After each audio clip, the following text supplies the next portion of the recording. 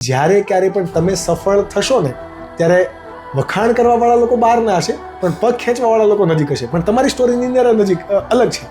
તમે શું એક્સપિરિયન્સ કર્યું આ જર્નીમાં?